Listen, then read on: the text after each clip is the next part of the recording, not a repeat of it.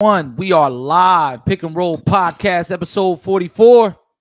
What's good, Super Dave? How you living? What's going on with you, player? Nothing much, man. Nothing much. Another week, another podcast, man. So what's episode 44, man? We almost had 50 of these things, man. We're doing a little bit of growth. We're coming up in the world. We got YouTube, we got Facebook all together, man.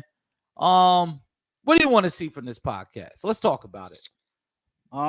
Just getting better every show. I mean, it's been showing. Yeah, I want people to check out last week. We now had the ability to bring people on, have a lot of guests on. It's not hard, but beforehand, if you really want to add to the conversation and you want to join the show, we could just send out the link. You could log in and be a part of the show from wherever you're at in the world. So that means, if you got to take a trip out of town and you can't make it, you just hop on your phone, grab a ring light, bang, you here. You know what I'm saying? And that's the dope thing about the Pick and Roll podcast. Like, we now have the ability to add a lot of guys in, and we're looking to step up. We expanding, baby. That's right, man. We thinking expansion, man. Just like Scarface. You know what I'm saying? We're thinking expansion. I want to take over. But this was an interesting last 24 hours. And what I'll say is we got to start with the NFL news. That's the dominant news in sports right now. The NBA is kind of a night off. A lot of stars aren't playing. Some stars are. Not a lot of big matchups on, right? But we got to start with this Russell Wilson trade. I think this is the biggest news. Sorry, Aaron Rodgers fans. We got to talk about Russ. Danger Russ. Let Russ cook. We got to talk about that tonight. All right. So, for anybody who hasn't had access to the internet or cable TV or doesn't know anybody that talks sports, a major trade went down yesterday with the Seattle Seahawks and the Denver Broncos. Russell Wilson was traded to the Denver Broncos for 3 players, a first and a second round this year, correct? And then a second and a third next year. All right. It was Noah Fant, Shelby Harris, and who's the other player? Drew Lock. Drew Lock, the quarterback. In your opinion, break it down for me. Who won this trade and why? So Denver won the trade. Okay, so Denver won the trade. Yeah, it's like not even close. Because I think all they was missing was a quarterback. I was saying that a few times on the show when we were saying, like, will Aaron Rodgers be a fit in Denver? And I was saying yes, because they got a nice.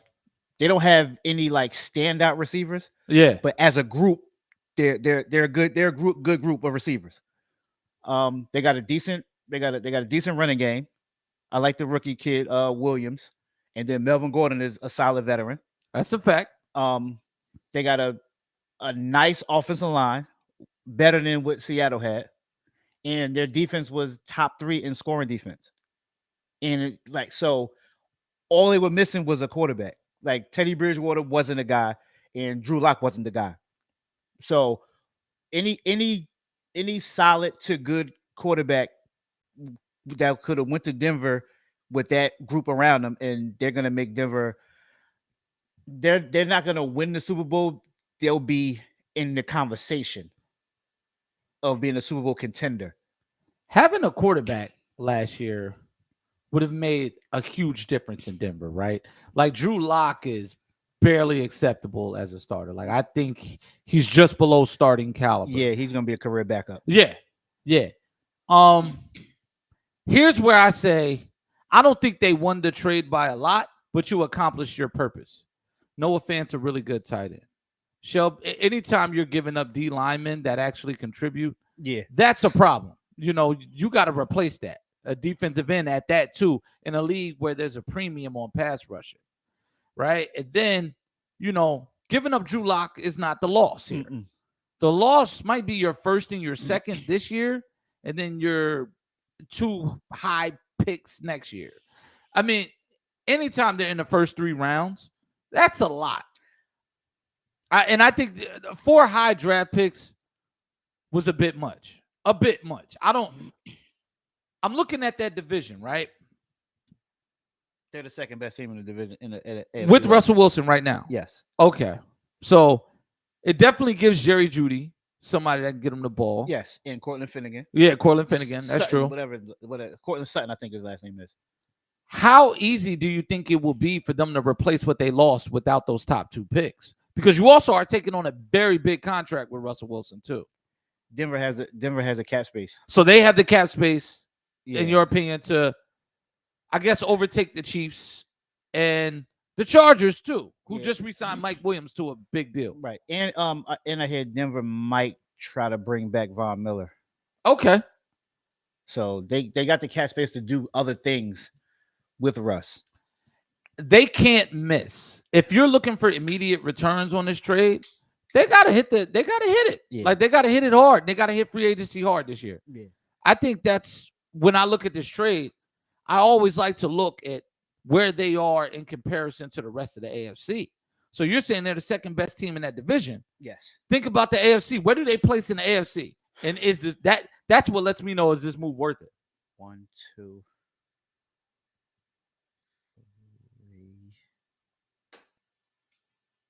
3. I say they're in that 3-4 range in the AFC. 3-4. Okay. So who's in the 3-4 range? Buffalo, Kansas City. Okay. That's your 1 and 2. Yeah. Okay. Denver. And you gotta. Are they definitively better than Cincinnati? Yes. Okay. They're better than Cincinnati. Okay. I think so. Okay. I think they're better than Cincinnati. I think they're gonna be a little better than Tennessee, because we all know what's with Ryan Tannehill. Yeah. We don't trust Ryan Tannehill with anything. So I think Ryan Tannehill is gonna be the reason he's gonna hold Tennessee back. So we don't know what's gonna happen with that. Cincinnati, we gotta see them do this again. Like, yeah, you got a young quarterback, you got young pieces around, but it's no guarantee that they're gonna get back to the Super Bowl. Everybody's saying, "Oh, they're a young team. Joe Burrow's young. This, that, and this, that." We also got to remember, Dan Marino went to the Super Bowl his second year in the league and never went back. That can happen. So it's hard. And last year was magic. This past season was magic for the Bengals. Mm-hmm. Can they replicate magic again? Right. Are they going to sneak up on anybody? Probably not. So that's one of the things that with the Cincinnati, I agree that, look, I need to see you guys make upgrades, get a little more dynamic on defense, because they lived off of not making mistakes last year. This year coming up, teams are improving now. Yep. And the teams in your division are building to beat you now. You went to the Super Bowl. And you can't sleep on Baltimore, because at any given moment, they can look like the best team in the NFL. Yeah. And then they are a Lamar Jackson injury away to looking like what they did last year. Without Lamar Jackson, they were terrible. With Lamar Jackson, they are probably one of the top 3 teams in the NFL. So it's wild how great Lamar Jackson is, but how he gets left out of this discussion because he was hurt last year. Mm-hmm. Like we tend to forget that this guy was not playing, and that was very hurtful for the Ravens. Mm-hmm. Let's put it this way. All right. Lamar Jackson comes back healthy.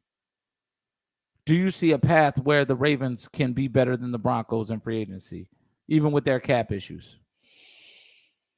Or where they can give them at least they'll get into that conversation. They'll get into that conversation, but now we got to see what free agency brings, because now guys might want to go to Denver to play with Russ. Yeah, like I mentioned, Von Miller's kicking around the idea of going back to Denver. Seattle just released Bobby Wagner, so he and Russ came in the league together, so he might go to Denver and fill in at middle linebacker. Right. So people like to go where star quarterbacks go. So we got to see what else Denver puts on the field and see how that works out. Yeah. So I'm looking at, this trade though.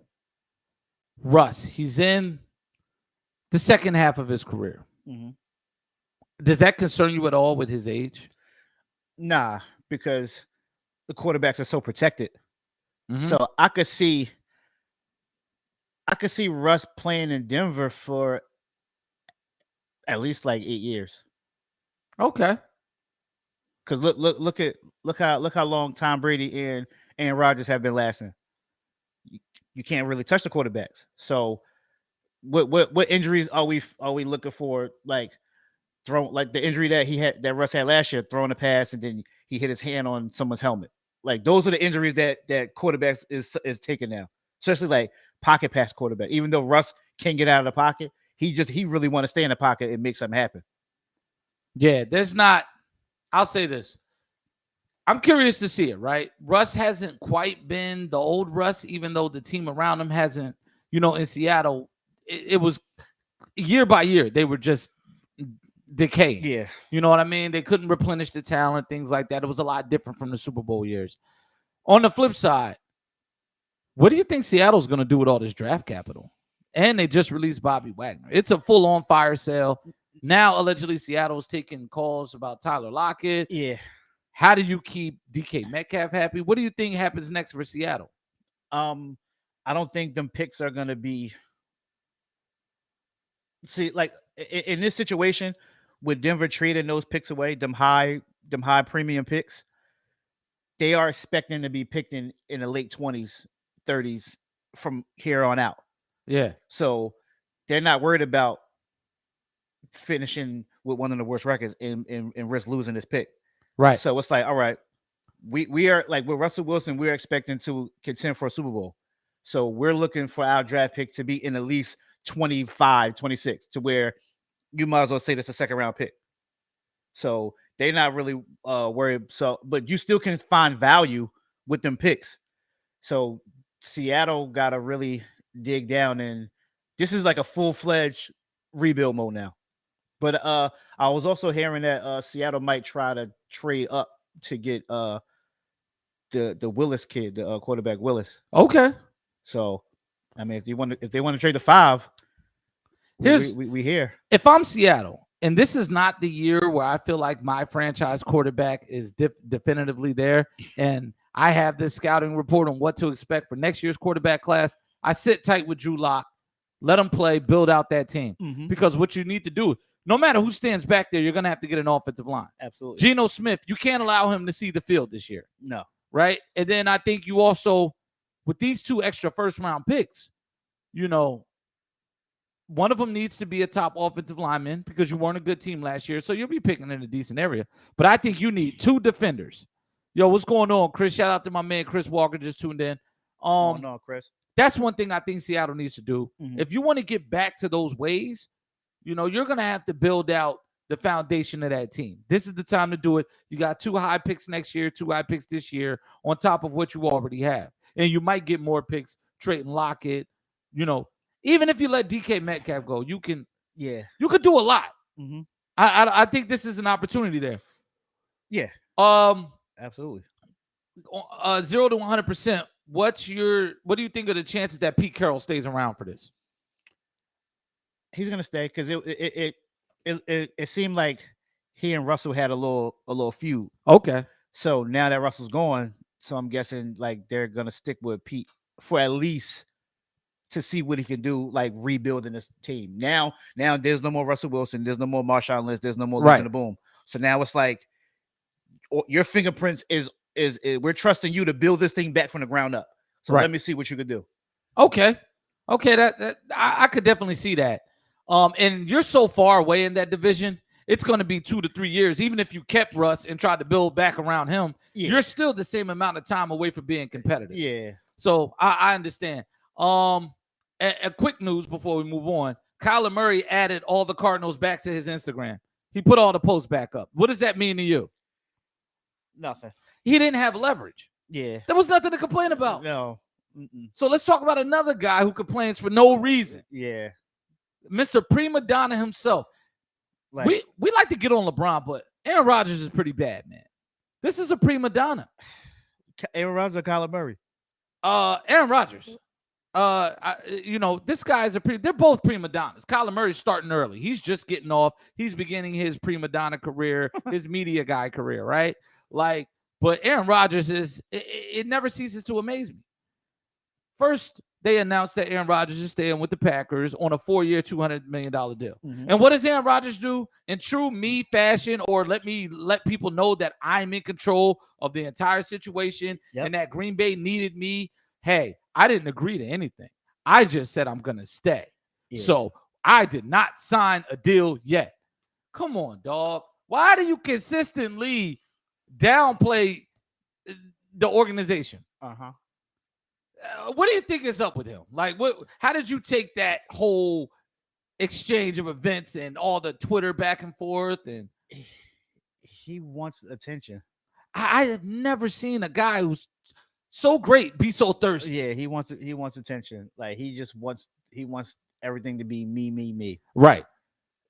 You got your deal, whether you signed it or not. We all know you're gonna sign it because you said you were staying. So, but I'm pretty sure like they still got to like work some things around to fit everything under the cap. They still probably got to move some money around for like all them other players, but we all know the deal was going to get done. Just be quiet. Just say, all right, yeah, I'm staying. And then that's it. And then I'm leave. staying. Hey, Green Bay, let's go after a title this year. Say something to get the fans hype. That's what you should do. Yeah. Like, yo, I'm back. He's getting on my nerves. And it just lends to what I've been saying the entire season on this podcast. Aaron Rodgers knows his best chance to win is in Green Bay. Every year, you're a player or two away from getting to the next game. You were 5 yards from the Super Bowl. If you take a bad hit probably on the goal line, you still score, might even give you a personal foul for unnecessary roughness. Mm-hmm. You know what I mean? But you still score. Your team goes to the Super Bowl. So even if you get hurt, you still got 2 weeks to recover. Yep. You could have been there. Tom Brady could still be fishing for that Super Bowl in Tampa Bay, but you didn't get it done. And now you're doing exactly what I said you would. Go right back to Green Bay where you belong. Yeah, if you're gonna play football. Yeah, you go to Green Bay. You like we already know next football season. Yeah, Green Bay is gonna have 12 to 13 wins. We already know that. We know it. That division is poop. Yeah, you got one team that's gonna fight with you, and then that's it. Yeah, so Minnesota. So you're probably gonna go 5-1 in the division. Right. Chicago, 2 wins by 25 points each. Yeah. Detroit, 2 wins by 30 points each. You might split with Minnesota. Exactly. You might. But see, Minnesota's hamstrung by Kirk Cousins. So they can't really do a whole lot to get better. You know what I mean? Like it's an easy path to a division championship and a home playoff game every single year, at least for the next 2 years. Yeah. I don't even understand I think this is all ridiculous. Mm-hmm. It's just the most ridiculous thing I said. And then it just reminded me when he said, oh, they're saying I re-signed a new contract. He says, no, I didn't necessarily sign. I just agreed to stay with the team. Oh, just like you weren't vaccinated, you were immunized. Right. So when you tested positive, like the word game, the word salad of Aaron Rodgers gets me upset. It's word salad. They just throw it all in a bowl, mix it up, and then here he is. Everybody's giving him attention again. You know what? I'd rather pay attention to teams that actually took care of business in a playoff. Right. Let's stop talking about these guys that, these prima donnas. But he did exactly what I expected him to do. Yeah, if it's I'm pretty sure it's like they reported it, so I'm sure it's going to be the 200 million. Yeah.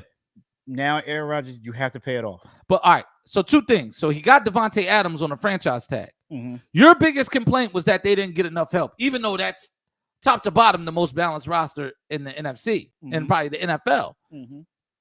But now you're taking more money, and Devontae Adams needs a new deal after this year if you want to keep this thing together. Exactly how is this new talent going to come? I think many people are going to take pay cuts? I think guys they redid some deals. Yeah. Aaron Rodgers didn't sign this contract yet because I still think they're gonna try to find a way to stretch it out. Okay. And then lower the cap number. Yeah. And then with Devontae Adams, we all knew that they was gonna throw the tag on him. Right. But this tag is just to hold him. And then I'm saying maybe by summertime they'll get a deal done and then remove that tag. So I just think, I mean, they're gonna lower Aaron Rodgers cap to fit everything and then get a deal done with Devontae. Shout out to Reg. He says, whatever you say, he's a real life winner, because he basically said he knows how to threaten he's quitting a job to get a raise. Yeah. I don't disagree. Yeah. I don't disagree. I just think too, I had this discussion, right? He can get away with this because the Packers don't have a singular owner. No. They're owned by the city of Green Bay. Yeah, the community. Yeah, the community. So there's not one billionaire owner that stands up to him and says, yo, get the you know what out of here. Uh-huh. And I think that's where he kind of gets off, because the community is his leverage. And they love him. Yeah, exactly. Exactly. Could you see him trying this with, I don't know, the Steelers? You know what I'm saying? You see, Roethlisberger finally walked. They're like, all right, we're tired of this. You've been here long enough. Go do something else. We need to go do something else. Yeah. You couldn't see this happening in Dallas. No. The ego would come into play. Yeah. He's not fighting against the ego. The people in that front office have to obey the townspeople. Mm-hmm. You know what I mean? So it's a weird dynamic up there. I think he just takes advantage of. Yeah, like the people in the town can really say, hey, look, GM, we paying your salary. Exactly. Like, oh, this team is publicly owned. There's 40,000 owners here. Everybody has a share of the team, so it never moves and all that. Like, it's pretty ridiculous. But welcome back, Aaron Rodgers. Let's see what you do. Let's see what kind of moves Green Bay is able to make. They gotta, like I said, they gotta pay it off. Aaron Rodgers has to pay it off. Like, you got your money. Now it's time for you. Not only do you need to get back to an NFC Championship game, you have to get to the Super Bowl, and you have to win the Super Bowl. Getting to the Super Bowl is just not gonna be enough. You got to win it. Okay, so I got breaking news. We actually are going to talk about the Washington Commanders for the first time. I'm not going to call them the Redskins. I'm not going to call them the football team. We're going to call them the Washington Commanders. Carson Wentz traded from the Colts today to the Washington Commanders for, I think they swapped second-round picks, and they traded 2 third-round picks to get them. Correct? I'm looking over it because the details were sketchy early on. But let's see. Yeah, that looks like it's for a couple of picks. They basically paid Washington to take them on. Your thoughts on this trade? Who wins this trade, if anybody wins? I don't know. You know what? I'm gonna say the Colts win. Okay. Because you're getting rid of a quarterback that cost you a playoff spot last year. I'm gonna say that because his play stunk up the last 2 games of the regular season, and they missed out on the playoffs. But here's why I say Washington, the Colts won, and then I'm gonna let you take it over. Because Washington has agreed to pay the whole $28 million left for his salary. So the Colts say, okay, bye. Yeah, that's true. Yo, shout out to Reg. Reg said the Eagles won that trade. Word. It's vindication for the Carson Wentz hater. Word. I was formerly part of a card-carrying member of the Carson Wentz Defense Club, but I just can't no more. Where's your card? You throw it away? Yeah, I threw it away. I threw it away when they lost to the Jaguars last week of the season to miss the playoffs. I was like, I can't do this. And then I was also part of the Urban Meyer Defense Club. So when he got fired, I had to throw that away too. Remember, I still don't think Jacksonville should have fired Urban Myers. I don't think Urban Meyer should have got the job, but that's another. Yeah, that's a rabbit hole we could go down. But he did not do anything that was fireable in my opinion. Right. So what, you kicked your kicker? He should be ready for it. You know what I'm saying? Like, come on. But I'll say this, right? I look at this trade. Washington is a team that's desperately needed a capable quarterback. Although I'm not defending Carson Wentz, he's no longer the John Elway-ish player that I thought he was going to be, right? Mm-hmm. Like big, mobile, cannon for an arm. But when I look at the games Washington lost and how they couldn't push the ball down the field at all because Tyler Heinicke just didn't have the physical attributes, I say to myself, this could work. Mm-hmm. They might win an extra 2 or 3 games given the fact that Washington has a running game and they have a pretty nice receiving core there. Terry McLaurin can ball. Yeah. The tight end position is pretty solid in Washington. Mm-hmm. And they have a defense that desperately needs a secondary. So they didn't give up picks that I think would stop them from addressing their needs. Mm-hmm. They gave up 2/3, and the 1/3 next year can transfer to a second-round pick based on Wentz's playing time. Mm-hmm. I don't know why Wentz keeps getting traded with all these incentives. And I don't know. They put all kind of restrictions and incentives on him. It's wild. You need to play 75% of the time. And that pick moves up. He's got to start at least 9 games before 4 o'clock in the afternoon. Like, what's going on here? It's wild. But when I look at this trade, I could see Washington being a more competitive team this year. It's possible. Yeah, like you said, they're getting out of the past quarterbacks they had. Wentz is by far an upgrade. Yeah, definitely. So they got a nice front 7. Defense, the secondary is still a little shaky. Yeah. Nice receiving group. Solid running back play. Mm-hmm. All they was missing was like a decent court. That's why they were in trying to get either Aaron Rodgers or Russell Wilson, but I knew neither one of them would go to that mess. So it's reported that Russ turned down Philly and Washington. Yeah. So I did see that. I think Russ was being a little picky because I don't know. You can go to Washington. That's not the most competitive division right now. I think Russ going to Washington wins that division. Look, nobody wanted to go to.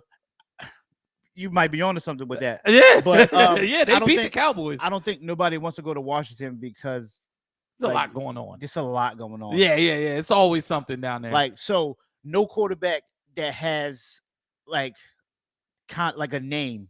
Yeah, they're not going to Washington. Right. For that. Why do you think Russ turned down Philly? You think the city?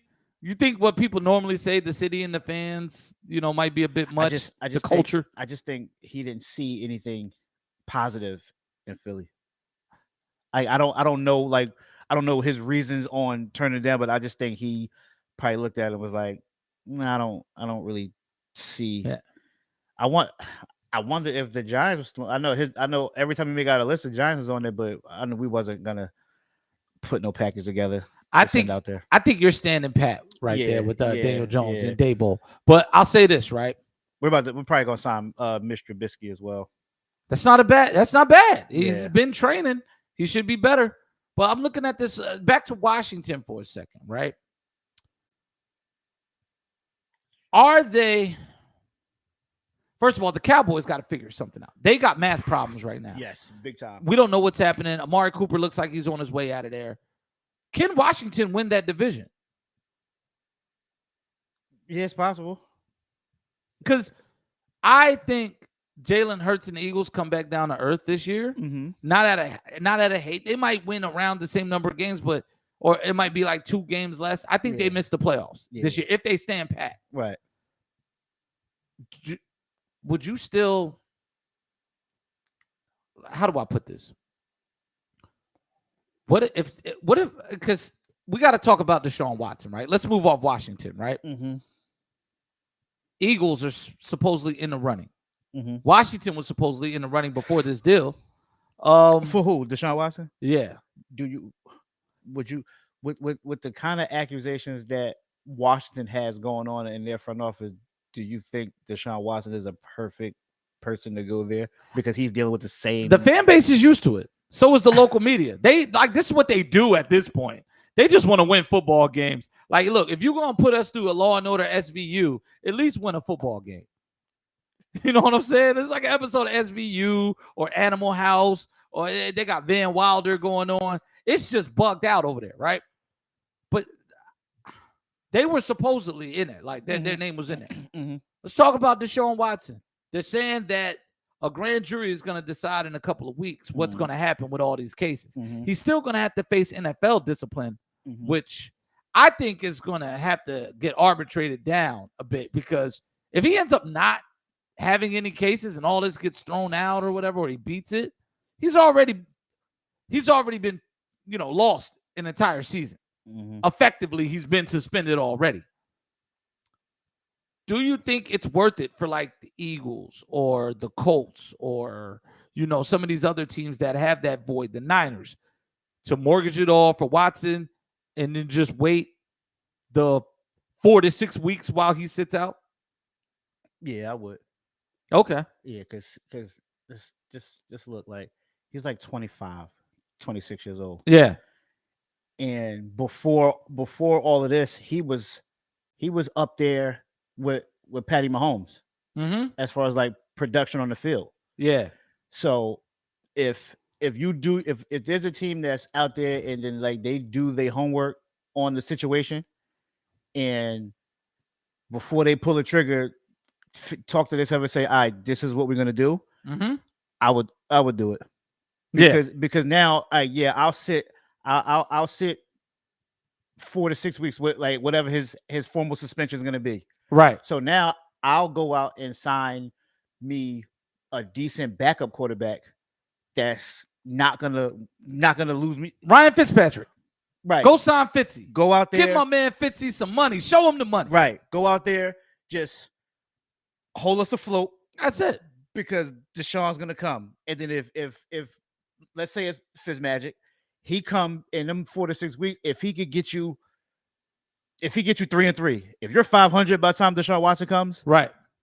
I'm good. You done stole. And especially if you have talent there, like right. the teams I named do, it's on. Even if the record is 2-4, I'm still like, okay, Deshaun can make this up. Now, if you're 0-6, 1-5, oh yeah. You don't want to get too far behind and then put Deshaun Watson out there to get hurt for you when you ain't got nothing to play for. Yo, shout out to my man Chris. He said you sleep on the Eagles every year. You said we lose every game last year. No, I said you would lose 15 games last year, and I was wrong. But that is the only prediction I was wrong about. That is the only prediction I was way off. And that's because the Giants, everyone got hurt. And that's also because Ryan Fitzpatrick went down in Washington. So there was no resistance in the division. And yeah, y'all still struggle with the Cowboys. But if you look at the Eagles' schedule, they caught everybody at the right time.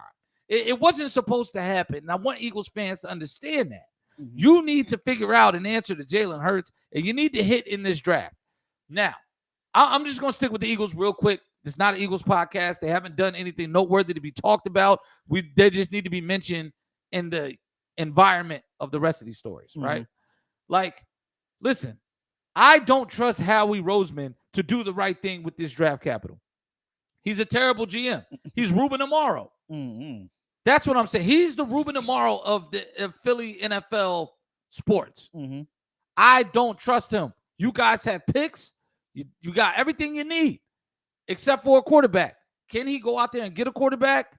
Who knows? But if he doesn't go out there and mortgage and get a Deshaun Watson in here or something, I don't trust him to draft. If I'm an Eagles fan, I'm like, please just give away the next 2 drafts to get a prime player in here. Just please, like, I'll chill while we go 1-4. You know what I'm saying? That's what I think, because I just don't trust their front office. That's it. I just think, like with the Deshaun, somebody is gonna take a chance on him. Yeah, somebody's gonna pay that price tag. I just think a lot of teams are scared of the suspension. That's because a suspension is gonna happen. Yeah, it's gonna happen. I think teams are scared of that, and then I think teams is gonna be scared of like the backlash that they're gonna get if they bring him on. And speaking of suspensions, Reg, you're absolutely wrong, because we got to talk about Calvin Ridley. I'm gonna let you tell this story. Calvin Ridley, wide receiver from the Falcons. Stupid. He asked for the Falcons to let him get a leave of absence for mental health reasons. Stupid. And on that mental health break, he decides to bet on FanDuel. Stupid. Some parlays with the Falcons. They said he was picking the Falcons to win the games. Yeah. So all total in his parlays, he said he bet $1,500 and he was losing. So he lost a grand total of $11 million. Well, he didn't lose. He just lost out on $11 million. Stupid. That's all I gotta say. Stupid. That's You big dummy. yeah. Idiot of the Decade award goes to Calvin Ridley. And now he's suspended for a year. Yeah, yo, listen, man. I thought one of the dumbest money moves in sports was Nerlens Noel turning down a 3-year, $70 million deal from the Dallas Mavericks, only to play for 1 year, $3 million for the rest of his natural life, right? Like, I thought that was crazy. People like, oh, he's going to get it back. You're never going to get that money back. It never comes back because the year is gone. Over time, it'll come back, but not that one lump sum that you turned away. He needs to be like Marty the mattress guy or whatever it is and bet on every Super Bowl going forward. Since you're already suspended, just bet on the Super Bowl. Yeah. Like next year, pick the longest shot, put 50 grand down. Hopefully you get $50 million and we can put all this behind us. But he bet 1,500 on parlays. It was for the Falcons to win, but how he got caught was stupid. He was out of state, so FanDuel flagged his account, figured out who it was, and they had to alert the NFL. Mm-hmm. Sir, if you want to place a bet, do it from someone else's phone. Go to your uncle, say, here's my parlays. Look what I just selected. Don't hit send. Don't have any money in the account to do it. Just say, yo, Unc, I need you to do this. You know the uncle that smokes a little bit and drinks malt liquor? That uncle. Yo, I need you to place these bets for me. If we come up, I'll break you off. But I can't lose my contract because my mental health break will be up. And Yes. and I'll probably be on another team, which he was pulling to Ben Simmons. This is it's one of the dumbest things I've ever heard in my life. Dumb. And now it's a whole year of salary, $11 million. He could have possibly gotten traded and got a new contract somewhere else. Yes. Because Calvin Ridley clearly doesn't want to be there. And the Falcons have no reason, no God-given reason to even keep him. And I believe New England was gonna call and check on Perfect fit. Try to trade for him. Perfect fit. Shoot, could have came to Buffalo. Mm-hmm. You know, you could have played with a great quarterback. You ain't got to complain about Matt Ryan no more. You ain't got to, be in that godforsaken sports town of Atlanta. Like, you don't have to be part of none of that. But now you lose $11 million and you got to sit at home. Mm-hmm. And what even angered me more is his response. Oh, it's all good. It ain't nothing. I bet you I don't have a gambling problem. Or what's my favorite? Oh, yeah, I'll just come back rested and far more healthy after having a year off. Sir, people who take a year off, they never get better. They always get worse. Le'Veon Bell got worse. Most people don't have what it takes to train, and you don't have the access to the facilities. You don't have everything you need to do to stay on top of your craft in the NFL. Especially football players. Yeah. Basketball players, baseball players could take a year off and come back. Yeah, it's hard for football. Yeah, Carmelo can go to 24-hour fitness and beat up on accountants and lawyers and stuff like that. Yeah, you can always catch a good run. There's no 11-on-11 football runs out there. No. You know, what you going to do, go to the XFL and risk your life against a UPS driver? I mean, that's not out of the question. He could go to the USFL or the XFL for a year to stay in shape. Man, listen, I would never touch the field. I would just be there practicing. Because, listen. Well, the USFL, I want to see how the product they put on the field. Listen. XFL, they out there for blood. Oh, yeah. But even in the USFL, there's a guy that's doing Uber Eats right now who's in incredible shape, and he has one dream. And he's getting ready for it. His wife is working 3 jobs so he can go to the USFL and maybe one day take the pressure off of her. Her feet hurt from those 3 jobs she's working. He's going to be a special team player in the NFL. Exactly. But that's all the salary you need. And if he catch Ridley coming across the middle, that helmet's going north. And that's what I'm saying. Like, this is one of the, I don't know if it's the dumbest thing I've heard, right? It's up there. This is top like 3 of my lifetime. I've heard a lot of dumb stuff. The guns in the locker room and Gilbert Arenas. Yeah. You heard a lot of stuff. OJ Mayo. You're the only person in the NBA getting caught doing drugs. Everybody's doing drugs. You're the only person getting caught. How? They tell you when they're coming. Tyreek Evans. Yeah, like, this is what I'm saying. It's just, this is one of the more bizarre sports stories because he had the mental health thing. And I don't know if there's any recourse, like if the players union can kind of argue for him. I've seen some journalists say, come on, NFL, you allow gambling. He wasn't playing in the game, and he was betting on the Falcons to win. but sir, he has knowledge, inside information. Mhm. I need people to understand that. If you start finding out that guys on the injury list can gamble on the games, you don't want to put your money up because you think they know something you don't, and then now it puts the whole thing in question. Public trust. Just look at Pete Rose. That's it. Just look at Pete Rose. He bet on baseball. He bet on the Reds to win while he was a manager, and he's banned from baseball. Yeah, the only person too to get banned for an extended period of time like this was Art Schlichter. I think they said he couldn't stop gambling. That was back in the 70s or whatever. Mhm. You know, back when he was going to see bookies, he was playing it. He was doing a dangerous gambling. Yeah, I might lose my thumbs. yeah. Same thing with Michael Jordan. Sorry, Allegedly. allegedly. Mike somewhere, don't put no smut on my name. Allegedly. Yeah. That's why he retired in the middle of. Yeah. Allegedly. Yo, man, I still think that was like that whole year was Mike had got into it with somebody about something. Yeah. Like, we know the streets, man. I look, it came to the fact that I think David Stern knew what Mike was doing. Yeah. So I think he went to Mike and was like, look, I don't want to make this public and suspend you. Right. So I need you to. So Mike stepped aside. Right. Let me go play baseball. Right. I'm gonna go pursue my passion. Yeah. He knew if he go on there and suspend Mike, Mike's reputation was going to take a dive. And the NBA was going to take a dive. Yeah. Because he would have had to hammer him. Yeah. He would have had to give Mike like might have been a lifetime ban at that point because that was an old school way of thinking. Yeah. They might have Pete Rose Michael Jordan. Yeah, because it's already documented that we played the Knicks in the playoffs. We went down 0-2 and Mike went to Atlantic City like, right. Nah, I need to, and then came back and then didn't lose another. He would have been the third Mike to take an L in the early 90s. Mike Tyson, Michael Jackson, and Michael Jordan. It was like, we can't lose another Mike. No, I can't lose another Yeah. That's the last like major gambling scandal. Somebody got suspended. I think they said it last year, but it was a guy. Bengals. Yeah, from the Bengals. Yeah. And he hasn't been picked up yet. Okay, yeah. Ain't nobody's gonna touch him. Nah. I don't know his name, so he's not that important. Yeah, but like with Calvin Ridley, when his suspension is over, somebody is gonna take a chip because his productivity on the field is good. Josh Gordon has freebased every drug out there, and he's gotten every chance in the world. There's no reason why Calvin Ridley won't get a chance. You see what I'm saying? So we'll know he'll get a chance, but what happens to that contract? He might end up losing the rest of that contract. Yeah, I think that joint going to get voided. Yeah, they might void it under player conduct. That is just $1,500 bet. You're a bettor. $1,500. Is it worth $11 million? What do you think the payout was for putting up $1,500? What like ballpark?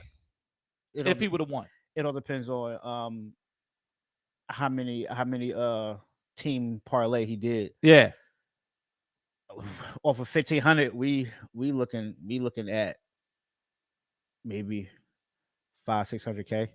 Ooh, still not enough. 11 million to 500-600K is not enough. Unless that bet was 1,500 payout, 13 million. Right. Yeah, then okay. Yeah, that's what I'm saying. Like it all depends on like how many legs on your parlay that you put. Yeah. And you know what I mean, if you took any underdogs, if you took any, you know what I mean, someone to have, you know what I mean, 2 touchdowns or whatever, the more plus signs you have on your ticket, the higher the money is. This reminds me of Chris Carter's advice that got him in trouble at the rookie symposium. You remember this? He said, hey, man, no need to be riding around with a gun. He was telling the rookies, you got to get a fall guy in your crew. And then they don't let him speak at the rookie symposium anymore because he told everybody, if you want to carry the hammer, you can get a fall guy. I'll never forget that. They had it on camera. It was one of the funniest things I ever seen in my life.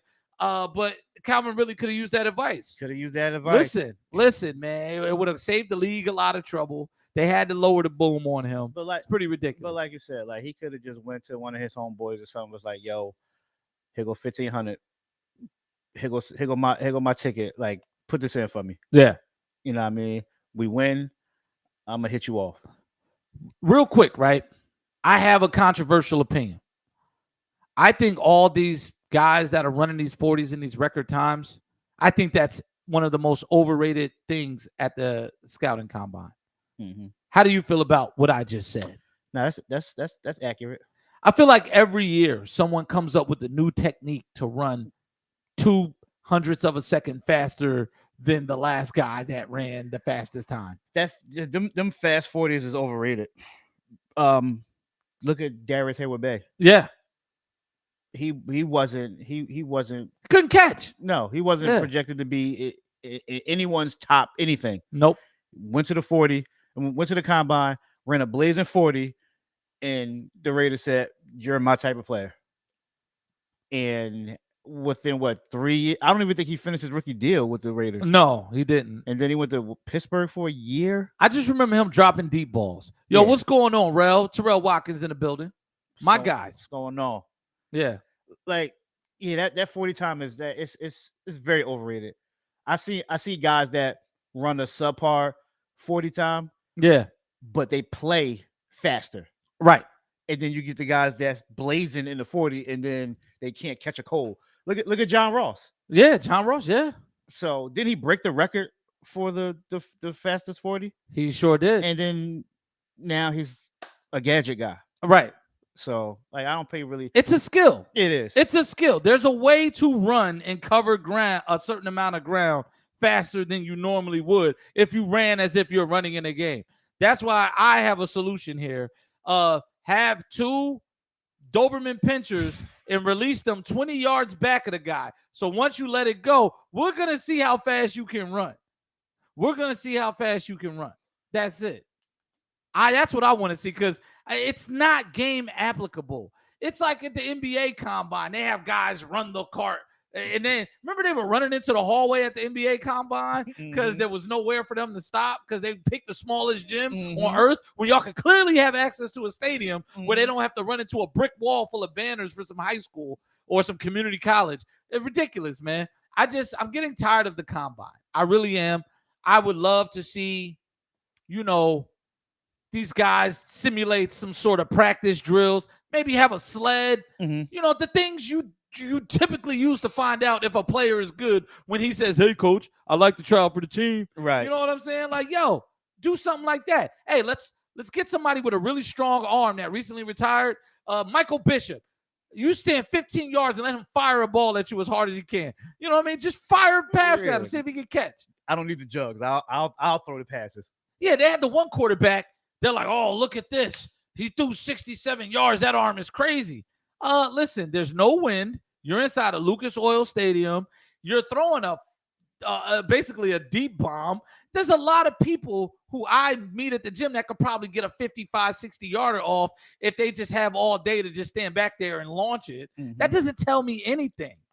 There needs to be like Madden or something, have some moving targets, like the NFL QB challenge. That's what I want to see in the combine. Throw the NFL QB challenge. So at least if I draft this guy, I know what I got to work on. Yeah. Oh, he's cross-eyed. Yeah. Oh, he need LASIK. They got to do something else, man. Yeah, they put all that extra into the quarterbacks at the end of each session. Everybody throw the deep ball. Like, Right. Do we forget that Jamarcus Russell threw the ball 80 yards on his knees? Oh, exactly. He got down on one knee and threw 80 yards. Exactly. And then guess what? He was drinking lean after every practice. There's a lot of other things we could have found out about Jamarcus Russell rather than whether he could throw the ball from one knee. Because you know what? It doesn't matter because in a game, if one knee's down, you're down. Yo, that's a sack. Do you remember that story that they told about Jamarcus Russell? Oh yeah, with the tape. Yes. Oh my God. Yeah, with the tape, the blank tapes. The blank tapes. They asked him you watched the tapes, right? Yeah, I watched everything on it. They're like, they're blank. He's not even reading the playbook. He doesn't even know the playbook. Yeah, man. And shout out to Terrell, man. He said, it's very overrated. You just need field speed, or what we used to call game speed. That's it. Yeah, and that's in every sport. That's it. I don't think Kawhi Leonard is the fastest person to me. He looks really slow to me, but he knows when to move and how to move. He's savvy. Jerry Rice is the classic case. Yeah, I was just about to bring that up. Never the fastest. Never the fastest. Never the fastest. But he'll take a 5-yard slant and go 80 to the house, to the crib. That's what I'm saying. And then you learn enough from the game film, man. That's it. From the game film, it's ridiculous. Now, if you're running a 5.1 40 in your receiver, there's no chance, right? Yes, no. Yeah, all right, still run the 40, but y'all got to stop putting stock into that. Yeah. I want to know if a guy can run the route tree. I want to see that at the combine because it's basically, that's my thing with these drills. You're just practicing a skill. It's like people who join 3-point shootout contests. It doesn't mean you can play ball. It just means you know how to grab a ball off the rack Right. and reconstitute yourself over and over again. It means you have a good set shot. Exactly. But let me put a forearm in your ribs Yeah. out on the perimeter for 25 feet away from the basket. Right. Let me pick you up at 80 feet and let me see how good that three-pointer looks. You know what I'm saying? So it's pretty ridiculous, man. The combine, there wasn't much to watch. There was some impressive athletic linemen, though. Yeah. I saw some stuff, and there was a huge D tackle, 384 pounds. Yeah. How good is he? He's real good. I depend on you for the college football information. You're the guy. He went to Georgia. He's real good. He was for a nice portion of the season, his name was up there for Heisman Trophy as a defensive tackle. Yeah. He's really good. He should be in the first round. Okay. He should get picked in the first round. Remember the guy that played for Green Bay, Gilbert Brown?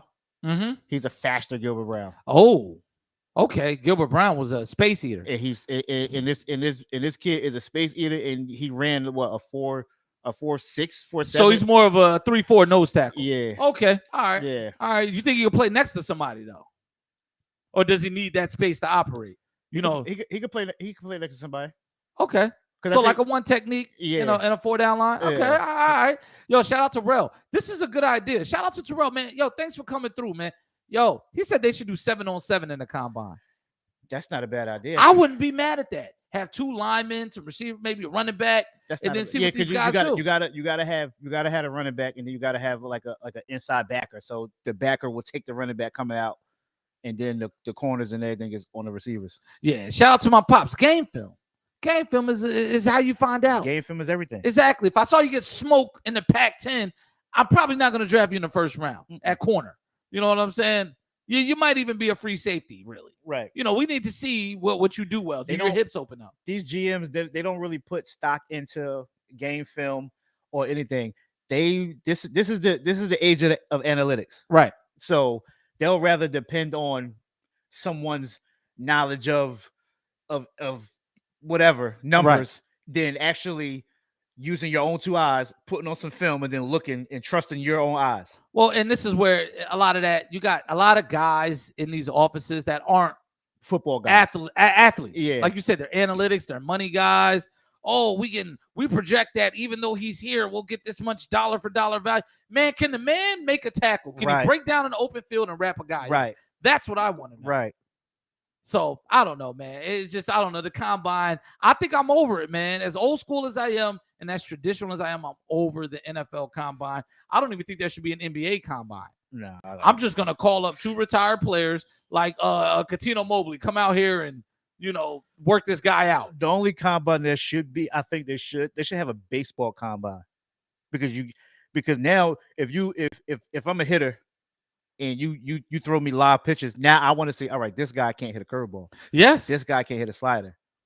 That's the only combine that would be worth watching, because now if I'm looking to draft you and then I got this picture, he throws 10 fastballs and then you knock them all around. And then he starts to throw all speed. And then if you can still catch up to the all speed, all right, now you're gonna be on my draft board.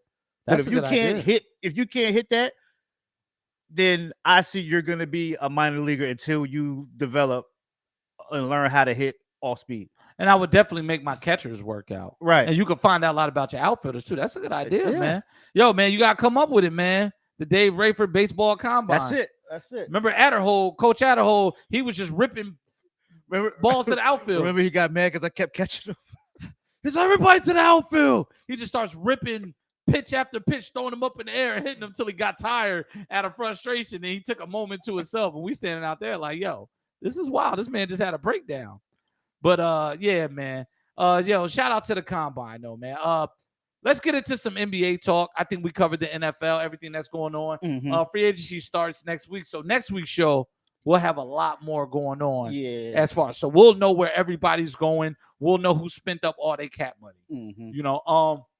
We'll know who freed up some cap money to get people under the books. Right. I don't want to start off with the crazy stuff, right? Let's just go straight to the MVP talk. As of right now, who's your MVP in the NBA? Is it Jokic or is it Joel Embiid? Or is Giannis in the conversation? I think like I told you earlier, I think this MVP race is really going down to two people. Yeah. I think it's Embiid, and then I think it's Jokic. I think Okay. those two are just like the clear cut over everybody else. I think DeRozan fell back because the Bulls lost 5 straight, so I think he fell back. Um, Ja is still hanging around. You can never count out Giannis, and I think that's it. But Joker and Embiid are just like clear cut, head and shoulders, neck and neck for this MVP right now. I got you. Okay. Okay. To me, Embiid averages more points, and Jokic averages more of all the other things: Everything rebounds, else. assists, steals. Although Embiid is pretty good, and he's up there in shot blocking as well, and his rebounds are nothing to sneeze at. Mhm. It's above 10. Embiid is having an historic season. He's he's 2 games away. I think 2 or 3 games away from breaking the record for 40 point, 10 40. rebound games in a single season. Mhm. I want people to go look up this stat. Embiid per 36 minutes. So, for the amount of minutes, the minimum minutes for somebody to play that's a scorer and to be considered as an elite scorer. He's number 1 on the list in NBA history per minute. Nobody puts the ball in the basket. Nobody you've ever seen puts the ball in the basket as much as Joel Embiid does per minute. Mhm. And this year, he's playing his best ball. This is like, he's the most dominant player in NBA, in my opinion. This is why I think he gets it. Mhm. Now, I had this discussion earlier today in the gym. Who has a better team around them, Jokic or Embiid? Embiid. You think Embiid has a better team? Mhm. Pre-Harden, because the James Harden thing, let's not count that, right? Like, let's take that away. And the Nuggets didn't make any moves, right? Mm-mm. Okay. Pre-Harden, Embiid was doing all this too. Mhm. You still say the Sixers had a better team? Mhm. Who are the 3 best players on the Nuggets right now that are available? Jokic, Will Barton, Okay. and Jeff Green. Gary Harris, not? Gary Harris is in Orlando. Oh, he's in Orlando. Yeah, no, he's not there. No, Aaron Gordon. You don't put Aaron Gordon in there? Yeah. So Aaron Gordon. Aaron Jokic, Aaron Gordon, Will Barton. Jokic, Aaron Gordon, Will Barton. Who are the Sixers' top 3 players prior to Harden coming? Embiid, Tobias. Oh, and that hurts my heart to say Tobias was one of the best players. Like, I'm grinding my teeth right now because I don't agree pre-Harden that Tobias was one of the best and players. Maxey. He was stinking up the joint. So Embiid, Maxey, Yeah, say his name. and Tobias helpless. Even though I think Seth Curry was having a much better season. Yeah. I would say Seth, prior to the Harden trade, was the 3rd best player. Okay. So you would take Embiid, Seth Curry, and Maxey over Jokic, Aaron Gordon, and Will Barton? Mhm. I don't know, man. Because here's my thing, right? Sixers are a much smaller team in very key areas. Embiid, to me, carries more of a physically dominating load. Like, the Sixers aren't a great rebounding team. Mhm. They're only formidable because of Joel Embiid. Mhm. They were cool when Drummond was there, but he started to wear as he was leaving, and now he's gone, and we'll see what DeAndre Jordan can do for that. Mhm. But I feel like Embiid covers up the shortcomings of the rest of the team more than Jokic does for his team. Would you agree? Say that again? I feel like Embiid covers up the shortcomings of the players around him more than Jokic does. Because Maxey's a smaller defender. He's tenacious, but he's smaller. Mm-hmm. Seth Curry was having an excellent year, but he's toast on defense. Mm-hmm. But the Sixers were still one of the top-rated defensive teams. Shake Milton, not a good defender. Korkmaz, not a good defender. Tobias Harris, not a good defender. George Niang, below average defender. Below average. Yeah. Danny Green, shot. See, with Denver, the guys that's playing now they're defenders. Yeah. This team was built around Jokic, Michael Porter, and Jamal Murray. Oh, Michael Porter, the incredibly shrinking man. Right. Yeah. So those three was supposed to be all right. These three are gonna be my scorers. Okay. And then even though they got Aaron Gordon was gonna be the fourth wheel, and he was gonna be their defender. He was gonna be the guy that, remember when they had Jeremy Grant Yeah. in the bubble? Okay. He was gonna be the Jeremy Grant. We need you to go guard LeBron. I We got need you you. to go guard such and such. So now you got to look at Denver, and you're saying it's Jokic, and then there's a bunch of defenders. Right. So, and Jokic, he really doesn't want to shoot the ball or score. He will rather go out there and get you have like 23, 12, and 10. Right. But then it's like he is so efficient to where it's like when he put in his mind like, all right, I'm gonna score, can't nobody stop him from scoring. Same thing with Embiid though. Right. But yeah, and then like Embiid, like I always say, like Embiid is this generation Shaq. Okay. If Okay. once Embiid get in his head, like can't nobody stop me when I get this ball. Right. I'm gonna go to the basket and I'm gonna dunk it or I'm gonna score every time. Jokic doesn't have that mindset. Jokic's mindset is I'm gonna get everybody else involved, and then now it's my turn to score. Embiid go out there to kill you from the jump. So they got two different like mindsets of the game. But to answer your question, I think the Sixers post and pre-Harden had a better supporting cast than Jokic does in Denver. So here we go. Shout out to Chris Walker. He says he agrees with me that the Nuggets had a better team. Pop says Tobias Harris was drawing tougher defense assignment. My dad is a card carrying member of the Tobias Harris Defense Coalition. You know, it's like, you know, it's ridiculous, man. I get what he's saying though. Tobias gives us what he can. Yeah, but I just hate thinking about his contract. Yeah, because I don't think he's better than Aaron Gordon. I think they're the same player. They might be the same player. And Tobias was released so they could draft, or he was traded so they could draft Aaron Gordon. And they turned out to be the same guy. Yeah. One just costs a lot more. Yeah, and one's more athletic. Yeah. Somebody's paying 30% interest on a Honda Civic. Yeah, and that's the Sixers. Let's see. Embiid is more athletic. I agree there. Yeah. Embiid got more in his bag than Shaq and Jokic. That's what my man Chris said. I think so. Yeah. He has more in his bag because he actually like went down with Elijah Wan and put some work in. Yeah. Shaq was just like, I don't need a footwork. Oh no. And they built Shaq. Shaq had footwork in Orlando and athleticism, and he was running the floor. But the NBA at the time, they said it's better if we turn you into Shaq the Destroyer. That's it. We're gonna make you eat and lift, and then late in the season, we're just gonna mow teams down. We're gonna walk y'all down. Joker has his footwork is underrated. Right. Well, and also Jokic he's got such a soft touch with the basketball, and his court vision is amazing.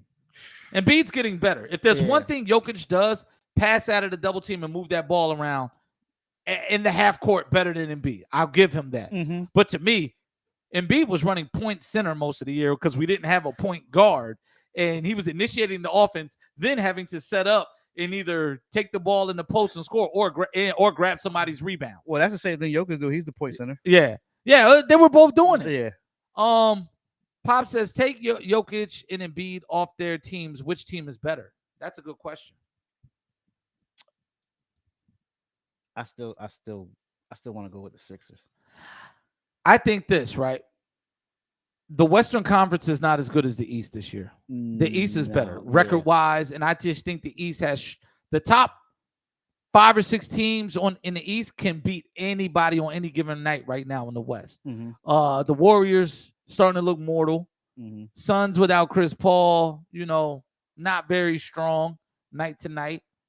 But and then the big reason why teams in the East have these great records is because they've been going out West beating everybody. Yeah. If you take Jokic off, I think the Nuggets can tread water. If you take Jokic off of Denver, I think they are fighting for a play-in. Okay. I think if you take Embiid off the Sixers for the entire season, please, Lord, don't do that to us. I don't think they make the playoffs.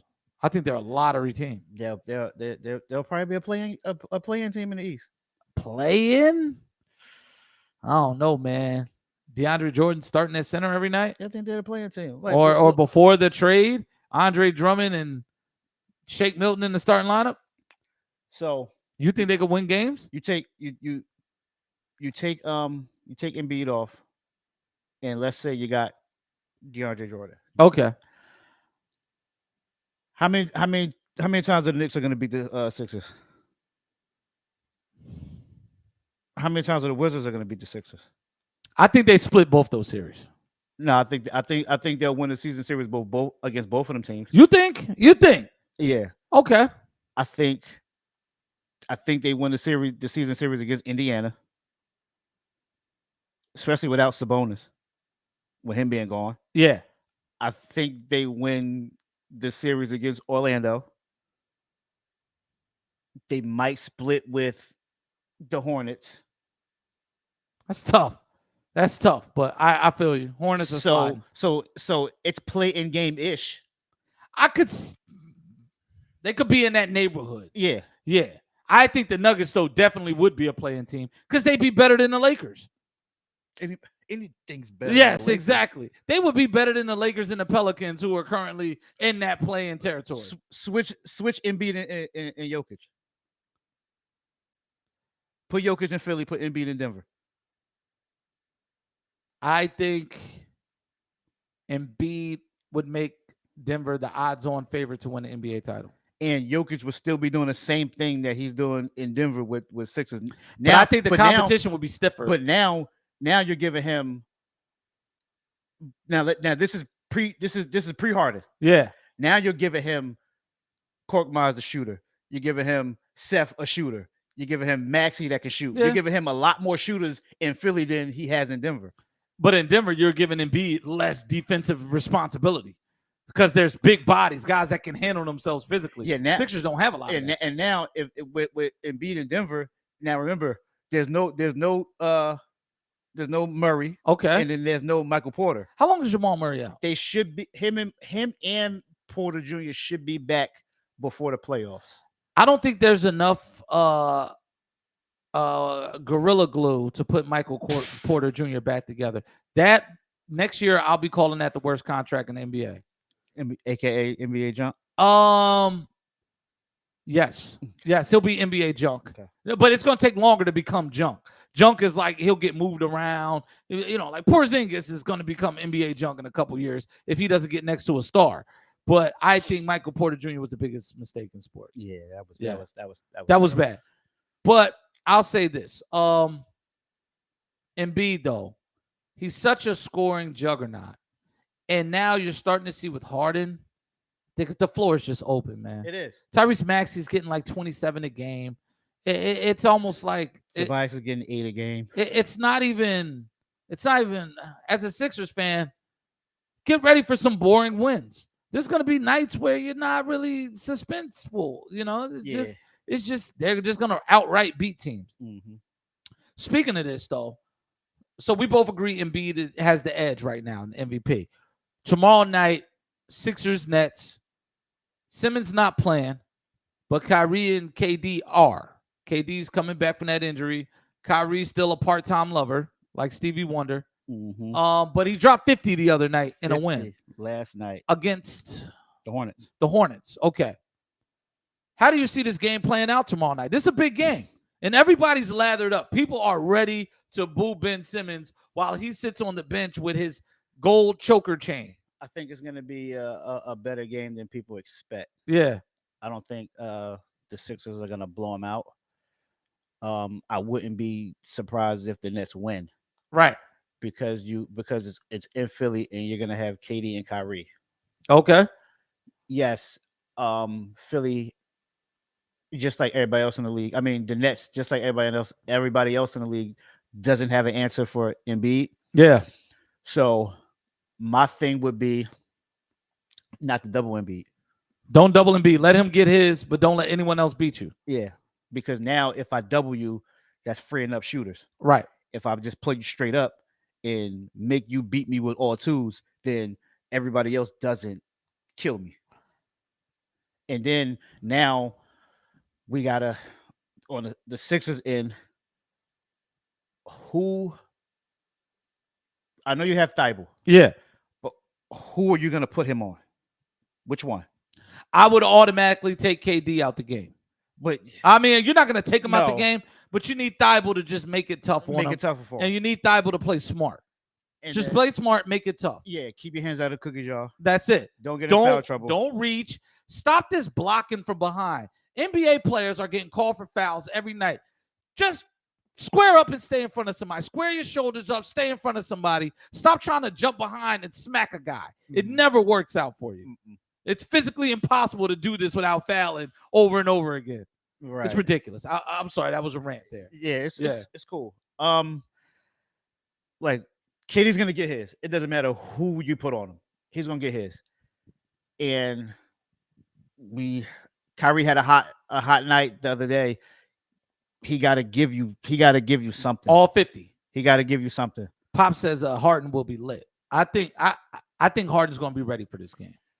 I understand what you're saying, and their defensive strategy. I don't know if Steve Nash is the coach to employ any particular defensive strategy.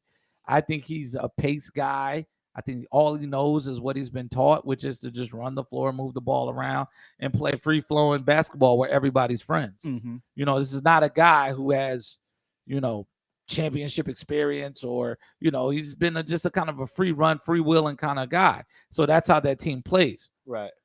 So I think that's going to take its toll on the defensive end. But also, too, the Nets are extremely small in their backcourt. I'm looking at the Sixers backcourt, even when you go to the bench. Outside of Maxey, they're a lot bigger than the Nets. And Mhm. James Harden is just bigger. Kyrie's not guarding Harden. No. Kyrie's going to be guarding Tyrese Maxey, which is going to be that's going to be a tough guard. Can Kyrie Irving give you anything defensively is the question. Because we know KD's going to show up and get his 35. He is Larry Bird, the modern Larry Bird. He's going to get his, and he's going to get it always, and it's going to look nasty. The 20-foot fadeaway is going to be nasty, and it's going to be a tough time. What do you get out of Kyrie? Without Ben Simmons, who is your perimeter stopper is the question. The Nets don't have a perimeter. KD is the perimeter stopper. Yeah. They don't really have a perimeter stopper. That's why it was so. I think the effect of Ben Simmons is going to show next year. Yeah. I honestly, I'm not sure he makes it back by the playoffs. No, that's why I said. Yeah. That's why I said his effect won't really show until next year. They're running out of time, Right. to like get him like acclimated with what's going on in Brooklyn, because I always said in the NBA now, like nobody runs sets. No, not at all. So when people say, "Oh, can Harden and Embiid play with each other?" It's like it's gonna be easy because it's high pick and roll basketball. Like just come set the screen, you roll, you know what I mean, and I'll find you. The chemistry is coming with the other guys. Like if I come off the screen and Embiid's not open, like Korkmaz, where do you want this ball? Right. Like Maxey, where do you? I mean, I think it's more of Korkmaz and them. James Harden, where do you want me to be? that. Yeah. Yeah. And it's harder. It'll be harder for Ben Simmons because he's not a pick and roll guy. Mm-hmm. So he needs games and practice with those guys to like really like cram something in before the playoffs. And then I don't think it's gonna like they're gonna have much success in the playoffs if he does come back. So you'll see the Ben Simmons effect next year when he can start fresh and then he'll have all his shooters, and then we'll like maybe they change the mandate for Kyrie to play all the games or whatever. So in the comments, we got Nets bench can't hold it down. KD only had 14 yesterday. I see the D'Antoni tree. We're talking about Steve Nash. They're talking about Steve Nash. There's a reason why KD only had 14. Oh, yeah. I'm a like when you KD's a basketball player. Yes. He's a hooper. So KD lives by that motto.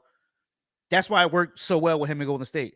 He lives by that motto is if you got it going, I'm not gonna Get step on your yours. toes. Right. So Kyrie had 50 points on 15 of 19 shooting. That's efficient. Yes. So KD's like, I don't care if I score. If he got it going, everything's gonna go flow through him. When he start to cool off, and then I'll go.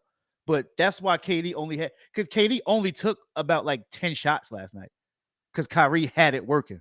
So when people say, "Oh, KD only had 14," and his man's was working, and KD fell back. Mm-hmm. That's why it worked so well in Golden State because Steph could go off, Clay could go off, and KD was like, "When it's my turn, I'll go." But they got it. So, but go ahead. I love the way KD plays sometimes. I may not approve of all the things he does, but I've always told people he can play with anybody. Because of what you just said. I just think the load is too much for him to carry in Brooklyn. KD is somebody, if you got a decent amount of defenders and hustle guys around him that can also get you a bucket here or there, that's the best situation. But the Nets are, with Joe Harris being out, they're highly dependent on Seth Curry. Mm-hmm. And tomorrow night, he's going to get put in the pick and roll something vicious. Mm-hmm. The Sixers know this. And then also, too, is the Nets, your center, first of all, LaMarcus Aldridge can't guard this Embiid. He's beyond that. Embiid is beyond that. Embiid owns Andre Drummond. He just can't guard him. It's not going to happen. Mm-hmm. And then with DeAndre Jordan coming off the bench, I think the Sixers are just deep enough to win any series in the East now that they have a backup center. And I think you're going to see it tomorrow night. It's just the Nets are going to struggle. They're going to miss Joe Harris a lot more than they think, and they need two-way players on the wing. It doesn't matter if they're even older guys. They just need to be able-bodied. Mm-hmm. They need those Richard Jefferson type of guys, those Jeff Greens. They need more of those because the other guys that got coming off the bench just aren't adequate, if you ask me. Mm-mm. They're a year away. And also, a big thing is going to be, can Steve Nash coach? We don't know this. Right. That is the biggest unanswered question in the NBA. What kind of coach is Steve Nash? What has he done? I'm asking. You went to the second round last year. A lot of people go to the second round, and they lose. Just like that. No, they went to the Eastern Conference Finals. No. They didn't go to the finals. The Hawks went to the finals. They lost because KD's long-ass foot was on the three-point line. You know what I mean? But that's... Yeah, and I said that because I figured like if the Nets would have beat Milwaukee, they would have just got rid of Atlanta. Exactly. They'd have got rid of Atlanta. Oh, yeah. They would have got Atlanta out of there. KD would have dominated them. Yeah. But that's the thing. It's like tomorrow night, I'm curious to see it. And I heard something. I want to see your opinion.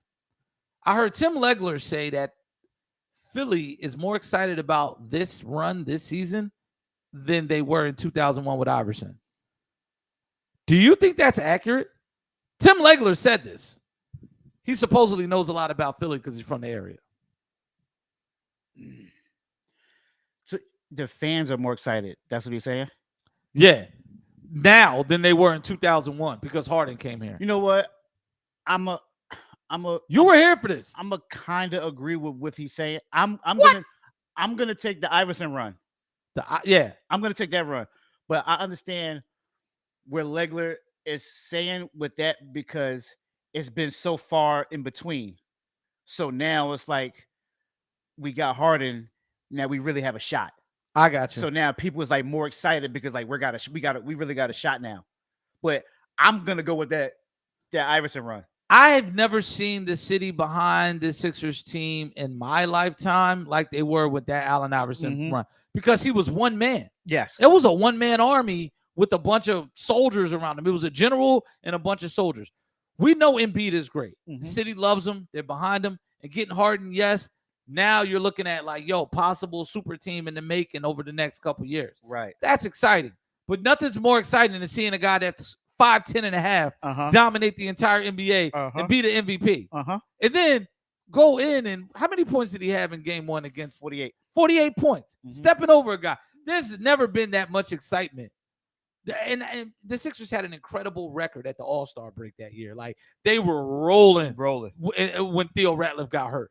I don't think this run is more captivating than that Iverson run. I don't think so. Mm-mm. I think we definitely is championship or bust. That has started. Yeah. But no. Like to go into LA against one of the greatest dynasties of the last 50 years and be able to steal game Still a one game. on the road. That was the only playoff game they lost that year. Yeah. That's what, man. I thought Tim Legler was a little ridiculous with that, but I see your point. Yeah. I see your point. Modern times, you can apply that. But Yeah. before social media and all that, these streets were rocking. Uh-huh. It wasn't everybody was watching the Sixers. Uh-huh. You know, it was just a great time with fond memories. Shout out to my man James Welcome. He says Doc is probably going to zone the Nets. It worked for the Heat last week when they played the Nets. We'll see about that. And he says Aldridge is out tomorrow, so that's an even thinner lineup for the Nets. Yeah, he hasn't played in a couple games. And the Nets still have to make the playoffs. They'll make it. But they still have to win the requisite amount of games, and most of their games are at home, which means Kyrie can't play. So without Ben, they're gonna make the playoffs. But do you think their playing game positioning matters? 7 through 10. No, because wherever they land in the play-in, they'll win them playing games to get into the playoffs. They'll win those. I'm not counting Kevin Durant out in no playing game. Real quick before we move on, what do you think of the flip-flopping that's going on? Because 2 weeks ago, national media was saying that the Sixers lost this trade, that the Nets unequivocally won the trade.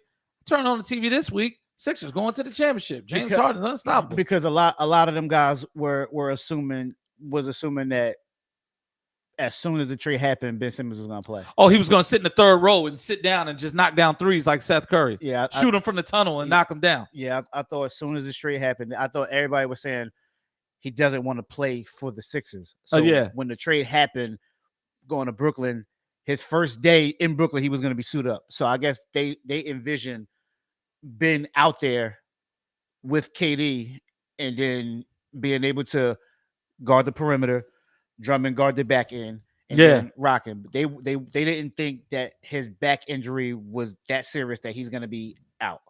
This is something too that the national media has missed. Ben's back has been hurt for like the last 3 or 4 years. He's missed just about as much time as Embiid due to injury. Mm-hmm. But no one says nothing. They always say, "Oh, Embiid's made of glass." Ben tore his MCL, missed the bubble, and his back was hurt.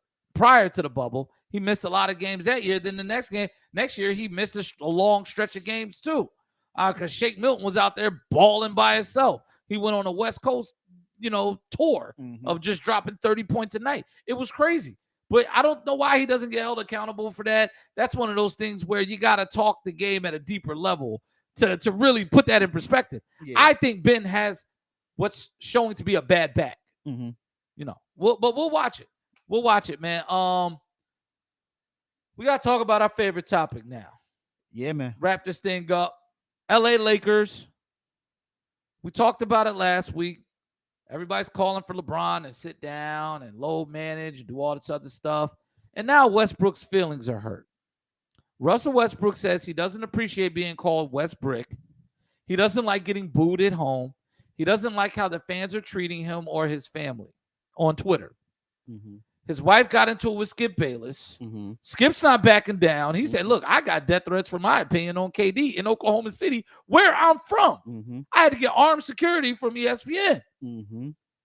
But he's like, "Look, I'm calling him Westbrick because he's bricking shots." And he's been calling him Westbrook for years. Yes, it hasn't been. This Westbrick thing is not new. Mm-mm. But what's your take on Russell Westbrook having that press conference saying they're playing with my family name? You got to play better, man. That's it. You got to play better. If you play better, you won't get your nicknames. Yeah. And look, this is my take on it. Uh-huh. Westbrook has been playing like this for years. This same style of basketball, he's been playing like this for years. When he was in OKC and when he was in Houston and when he was in Washington, he was on 3 teams that there was no expectation for him to win the championship. Right. So you just flew under the radar. You was out there, you was piling up all these triple doubles They look nice. Ghost numbers. They look nice. Yep. When you at the end of the game, we look at the box score. Oh, Russ had a triple double. You're leading Sports Center. Yada yada yada. Right. You still was getting the same amount of turnovers. You still was missing, going 17% from the 3-point line. And you were still a bad shooter. But now it's magnified because you're in LA. You're with the Lakers. You on the team with LeBron and Anthony Davis. When they traded for you, the Lakers were the odds-on favorite to win the championship. Oh, don't forget, LeBron said, "Hey, all y'all been sleeping on me. Keep the same energy." energy. Okay, but keep going. Because I kept the same energy. Yeah. So now when you're playing for the Lakers, your games are on TV every night. So now everybody is seeing you night in and night out. Yes. And now they seeing the kind of like the brand of basketball that you're playing. And now everybody is saying Westbrook stinks, this, that, and third. But this has always been him. And they're telling you to your face you stink. Right. Like they're not hiding behind Twitter. This has always been him. Yeah. And the one thing that people can say about Westbrook is he plays hard. Now it's time to drop that excuse. Yeah. He's a bad basketball player. His numbers are, and it's crazy because he's close to averaging a triple-double this year. Yes. He's like, what, 19, 8 and 8, 19, but it's 9 to and the 9, detriment of the team. Right. And it's just, you just got to play better. Like, I think he is suited to be playing for the Orlando Magic, to where he could go out there and get triple-double after triple-double after triple-double and fly under the radar, and nobody's going to think, oh, you're going to win the championship. Now, the one MVP that he won, the OKC was a 5th seed. Normally, you don't get MVP in the 5th seed. Yeah. Right? So I think it was half of the votes were saying, oh, we're going to give him the MVP because he averaged the first triple-double since Oscar Robertson. Right. And then I think the other half of the votes was they felt sorry for him because KD left. Yeah. Oh, yeah. And he kept that team competitive. Let's just put it that way. And before I let you go, I know Skip said he said it, but if I could go back into my Facebook timeline when KD left to go to OKC, to Golden State, I said on Facebook, I said, Westbrook is about to have a career year in the average of triple-double. Oh, yeah. He could steal all the rebounds he wanted. Nobody was going to check him. So, yeah, that's my take on Westbrook. So I'm going to get to the comments. James says it's like 2019 all over again when Bron ended up sitting out the remainder of the season with a phantom injury because they stink. Yep. We talk about this all the time. But they're going to call us hater. This notion that LeBron should sit because they're bad, that is the most quitness thing ever. I don't want you talking to any little kids about being competitive or coaching sports. If that's how you think, that should happen. You go down with the ship, and you're a Laker. Go out on your shield. Mm-hmm. Let's see.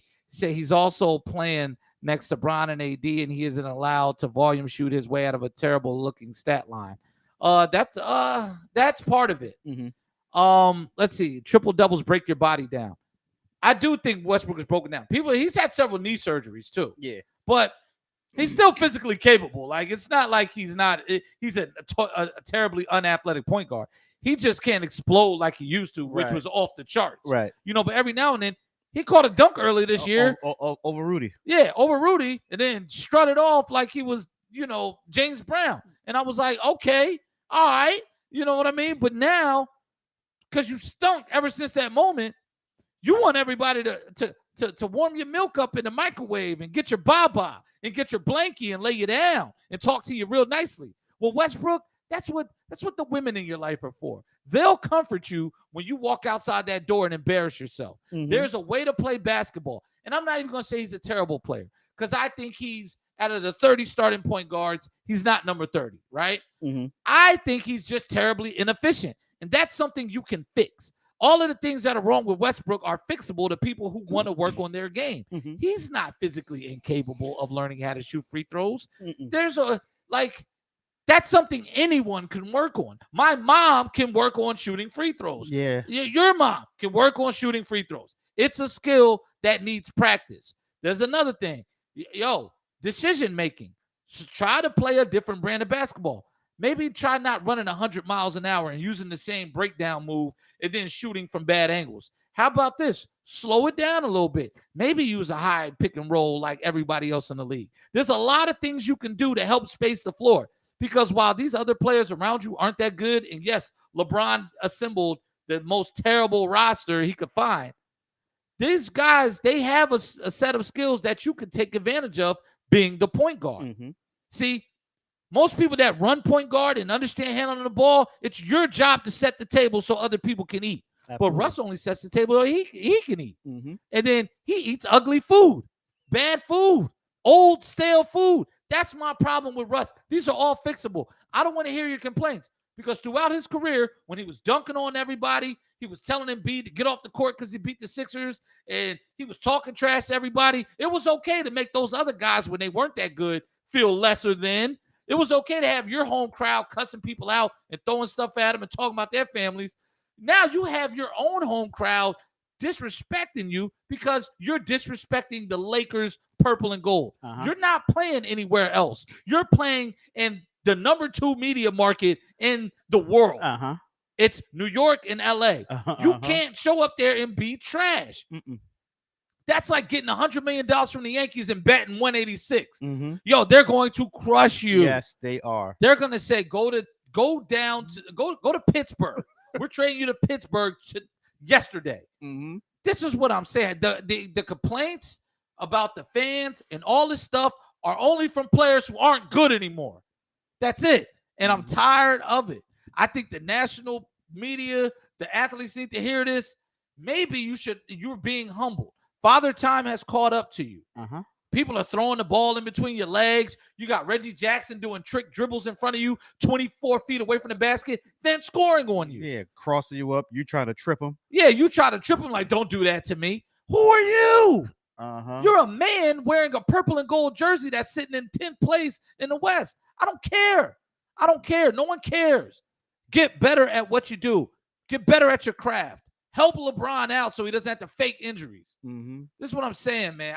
That was my rant. What? Stop crying. Stop crying. Do you know this guy is out of the qualifiers for the three-pointers in the NBA? Is 154 qualified three-point shooters. Yes. He's ranked 154. Listen, he's awful. And that shooting is something. He used to kind of be able to hit him like every now and then. Yeah. He's gotten worse. How do you get worse as you get older at shooting? He is the only guard in history to shoot worse as an older player than he did when he was younger. Got another stat for you. You know that restricted area? Yes. Under the basket? Yes. He's ranked last in restricted area points. That means he's getting down there and not finishing. Yes. Maybe you should work on a little floater. You know what I mean? Russ was at his best when he used to stop and pop from the elbow, like the free throw line, the little elbow right there. That was the one. That was the one. He would, but see, he used to fly to that spot at 1,000 miles an hour where you're looking like, yo, how was he going to stop? And then he would just jam to a stop. His knees would lock up and then he would just shoot that. And it was a straight line jumper. Back of the rim, down to the floor. That was it. I'm tired of the crying.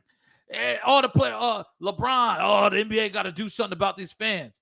They're telling LeBron, this ain't no bubblegum championship.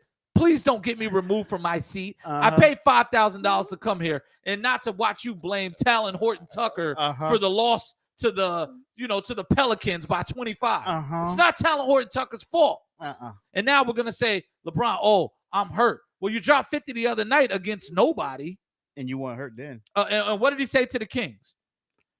I'm a mother effing problem. Earlier this season when he beat up on the Sacramento Kings. If you want to beat a giant in a small man's contest, be my guest. Anybody could do like don't be a menace and start throwing punches and knock all the kids out. That's LeBron and Westbrook. They love beating up on lesser competition and stunting and celebrating, throwing powder in your face, doing whatever they got to do. But now that the tables have turned, the league's not fun anymore, man. The fans just don't care. You're trying to change LA sports culture. I don't like that. You should have went. You should have stayed your ass in Cleveland. And Russ, you should have Took a buyout. I don't know. Dude, you should have done something else. Go somewhere where you're going to be happy. If your feelings mean that much to you. Right. That's my rant, man. It's a good rant. Yeah, man. I don't know, man. I think it's ridiculous. Everybody deals with the fans night to night. But we predicted this was going to happen coming out of the bubble. Oh, yeah. These dudes are going to start complaining. But we don't know anything. Oh, we don't know nothing. We don't know nothing. Everybody knows, like, yo, listen, to everybody out there listening, I can really shoot threes in a gym where no one's watching. If you put me in a 30,000 seat arena, I'm not so sure I can hit one shot. I'm going to be asking out the game after my second miss, like, yo, they're not supposed to be seeing it like this. It's not that hard. Yeah, the dimensions are different. Yeah. You know what I'm saying? Like, I don't know. I'm just saying, it's different. Yeah. You're not at 24-hour fitness. And then what's up with Melo? Melo's complaining about the fans and stuff. Come on, man. I think the Lakers are at war with the fans at this point. I think instead of the other team. I think Bron and Melo and everybody else, when they complain about the fans, they're pretty much showing Westbrook like, all right, bro, we got your back. Oh yeah, we're going solidarity. Yeah, we got Clutch your back. Sports forever. Yeah. Man, I hate a lot of things about this new generation of basketball. Because when you're old and you're starting to fall off, you should go sit up at TNT and hang out with Shaq and Kenny and Chuck. Yeah, I just hate that, like, when you talk basketball or you hear them talking about basketball on TV, and when the Lakers come up, everyone is saying, well, when AD comes back, like, we saw AD already. Yes. And it looked similar to what's going on now. Like, the Lakers were bad with him, they're bad without him. Yeah. So, like, everybody keeps talking this, oh, when AD comes back, they can make a serious push. Like, no, they can't. If they survive and get into and stay afloat into the play-in, I'm pretty sure they'll win a play-in game unless they're playing against the Clippers. I think the Clippers are just better than them. And the sad thing is, like my man Chris Walker said, Russ is from LA. Yes. You in your hometown getting booed because you suck. Yes. You might want to find something else to do. You have a lot of money. You're really into fashion. Yeah. Hey, contact my man Yeezy. Yeah. He might have something for you. Be a designer now. They say he's still thriving off that MVP in his head. He is. He is. Yeah, man. And I think it's sad for the NBA that one of the most disappointing, unwatchable teams in your league is dominating the news cycle with stuff like this. Mm-hmm. You're sitting here trying to sell to the fans that they need to show up to the arena while you have some of your statesmen of the game, your elder statesmen out here complaining about the fans being in the arena. The fans pay your salary, right? They buy tickets so the owner can afford to pay you. Mm-hmm. We know what comes along with the territory. LeBron has stunted on everybody ever since he got to the Miami Heat. Even when he was with the Cavs and he would steamroll the Hawks out of the playoffs or the Washington Wizards, he would take the Raptors hard and stare at the crowd. Man, he had his fun embarrassing people. We all remember the Jason Terry dunk. We remember everything, even the poor sportsmanship when he wouldn't shake hands against the Magic. I remember it all. I don't need you to complain or stand with Russ, sir, because a lot of people, to this day, people still trash your teammates in Cleveland when y'all set the record for most wins in a 4-year period because y'all were the best team in the NBA during the regular season for 4 straight years. But you got people out here saying Mo Williams was a bum and he was an all-star point guard because you left and the team was ruined. Mm-hmm. That's what I'm saying, LeBron. People are still getting criticized in public for things you did. That's why I hate when they bring up that nonsense when they say when Jordan left the Bulls, they still won 55 games. And when LeBron leaves the team, they go to the lottery. Right. When LeBron is on a team, that team is built around him. Yes. They bring in players, they bring in shooters to fit his style. And they don't bring in guys who monopolize the ball. Right. And when LeBron leaves, that means them veteran guys that came there for him, they leave with him. So now when all of those guys leave, you're stuck with Boobie Gibson as your star player. Ridiculous. Of course they're going to go to the lottery. Yes. Then with the Bulls when Jordan left, they won 55 games because that was a team that just won 3 straight championships. They still had the same nucleus around them. They just added Tony Kukoc. Yeah. So of course, and then when you see when stuff hit the fan, Scottie Pippen was on TV with the Jordans on, telling, "Come on back, Please come back. come back, Please. we need you." Because I'm going to hate on you in 30 years, but come back, please. But we need you. Save my legacy. I'm not the player without you. Scotty's disgusting, man. He's disgusting. He went bad on him, man. Scotty's a hater, man. I've never seen that. Scotty went rogue. Yeah, but listen, man. I hope that whatever happens to the Lakers happen, but we can stop talking about them so much. They got 4 top 75 players on their team, and they stink. Exactly. Well, they got the top 3 complainers of all time. Yeah. One thing I want to note is Pop said Ja Morant is a dark horse for MVP. Yes. So you put Ja Morant as that 5th guy. So let's talk about our 5 is Embiid, Jokic, Giannis, Morant. Who's that 5th? I saw LeBron on that graphic. I told you, and I'm disgusted. It was DeRozan, but DeRozan. He's like, I mean, we could keep him at 5, but yeah, the way the Bulls have been looking lately, he shot himself. Okay. Well, I think Chris Paul being out, I think Chris Paul could get it every year. Yeah. Oh, yeah, like he's had a phenomenal. You know career. what? When he didn't win it his first year at OKC, yeah, that was a crime. When he got traded to OKC, they pretty much sent him there to die. Yep. And he had them as the 5th seed in the West. Chris Paul should go down in history as the first NBA player to fight his way out of the gulag. Yes. He went to the gulag and got up out of there. Yo, shout out to Chris Paul, man. They hated on you, man, but you made it. But once he didn't get, I don't even think he finished. Like, where did he finish in that year? Like 5th? Yeah, he wasn't even close to the top. Like once I saw like he wasn't gonna win that one, I was like, yo, he's never gonna win an MVP. Yeah. Real quick, they say Phil Jackson secretly advising the Lakers. What do you think he's advising these Lakers? I have no clue. Blow it up. Get LeBron and his posse out of there. I want to see him. I want to see a posse text come out to Jeannie Buss. Like, yeah, you see what that posse did? Ruined your team.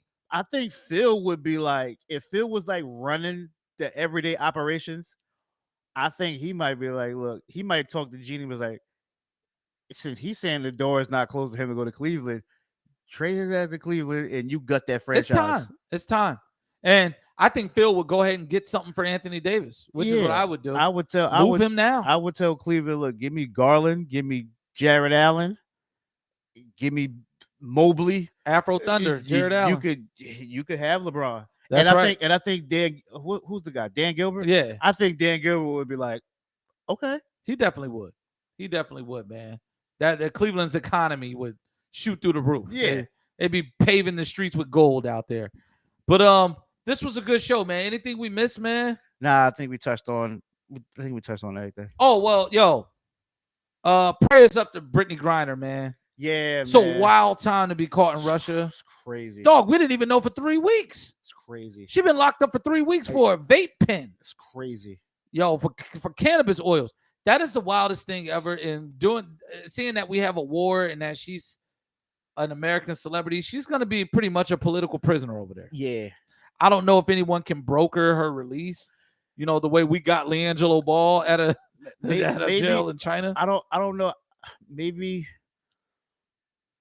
they might be like, Putin might say, look, some prisoner exchange. Like, we might have someone over here that they want back and be like, look, we'll swap it out. Yeah. I don't know. Maybe, yeah. We'll give y'all a spy back if you give us Brittany Griner. Yeah, I'm down to trade, man. That's a pretty good trade. That's the trade I want to see. Yeah. So we got to get her up out of there. And I ain't heard nothing bad about Lomachenko and the Klitschko brothers and Usyk. So hopefully they still doing all right. Hopefully they still good. Yeah, man. They get some. I'm telling you, I feel sorry for anybody that get in hand-to-hand combat with Usyk. Or if it come to that, any one of them, yeah. Getting put to sleep. Mm-hmm. You know what I'm saying? But yo, this is Pick and Roll Podcast, episode 44. We got 44 things in the bag right now. I want to thank everybody for tuning in. comment in Indio Media Group on YouTube. See us on Facebook. We're starting to promote a lot more. And the next week, hit us up. Let us know if you want to come on the show. You can come on, ask a question, debate during a segment. We'll have guests on week to week. We're going to continue to reach out and get people up here. And we'll let y'all know a little ahead of time what night, if we got to switch the night and everything, because we have real lives. Yeah. You know what I'm saying? Real lives, real jobs, real things to do, real families. So, yeah, man, we'll definitely keep y'all posted on all the news. Just follow us on YouTube. Follow us on Facebook. You'll have all your information, man. Any last words, man? Nothing, man. Just keep vibing with us. Oh, and the MLB, man. 2 more weeks. You know what? I'm giving up on baseball, man. I think they could make up them games to try to get the full 162 double headers all July. Double headers. Yeah, get rid of All-Star break and then just play this season through. Double headers. Name the All-Star players. We don't need it. Just do a home run derby and that's it, and we'll be all right. Yeah, that's it. That's it. Get rid of the All-Star break, MLB. Bring back baseball, man. Bring back baseball. I was this close to seeing the Mariners compete for the playoffs. I don't need this kind of disrespect. All right, the owners. Oh, look at the Lakers losing to the Rockets, man. Ain't this about it? Listen, man. Yo, we out of here.